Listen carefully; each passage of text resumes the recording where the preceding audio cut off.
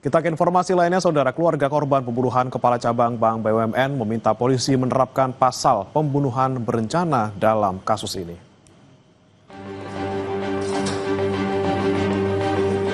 Kuasa hukum keluarga Kepala Cabang Bank BUMN Muhammad Ilham Pradipta, Boyamin Saiman, mendatangi Ditreskrimum Polda Metro Jaya Rabu sore. Boyamin bilang kedatangannya untuk menemui penyidik dan mempertanyakan penerapan pasal dalam kasus pembunuhan korban yang dinilainya tidak cermat. Pihak keluarga korban meminta penyidik untuk menjerat tersangka dengan pasal 340 KUHP tentang pembunuhan berencana. Banyak hal yang belum sinkron lah istilahnya gitu. Kalau kami kan jelas menginginkan pasal 340 pembunuhan berencana. Karena banyak anasir, banyak analisa menuju sana.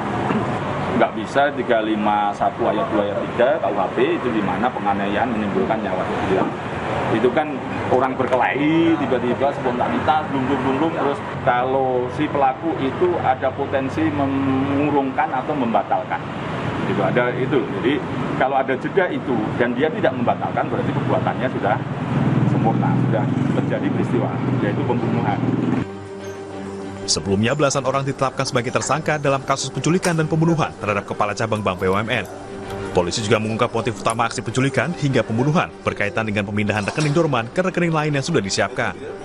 Untuk melancarkan aksinya, para pelaku harus mendekati salah satu kacap BUMN.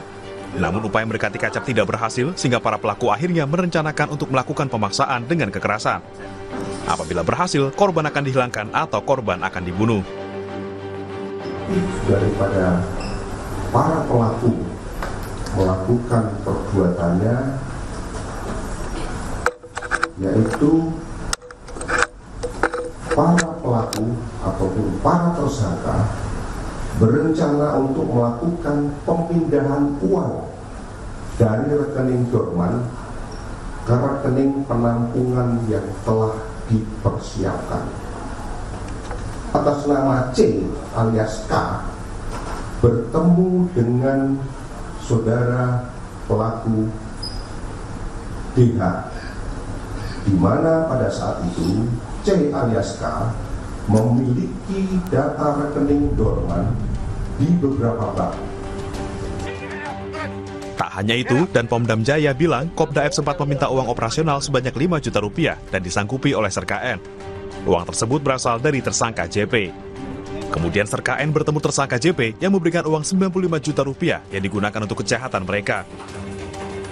Kopda F meminta uang operasional sejumlah 5 juta rupiah dan pada saat itu disanggupi oleh Serka N dan uang tersebut dari pemberian saudara JP. Selanjutnya pada hari Rabu tanggal 20 Agustus Serka N bertemu dengan saudara JP di salah satu bank swasta di wilayah Jakarta Timur. Itu saudara JP menyerahkan sejumlah uang tunai sebanyak 95 juta rupiah yang akan digunakan untuk kegiatan tersebut. Muhammad Ilham Pradipta, Kepala Cabang Bank BUMN di Cempaka Putih, Jakarta, menjadi korban penculikan pada 20 Agustus 2025 lalu. Aksi ini sempat terekam CCTV halaman parkir sebuah pusat perbelanjaan. 1 hari kemudian, jasad korban ditemukan di Kabupaten Bekasi dengan kondisi tangan dan kaki terikat lakban. Tim Liputan Kompas TV.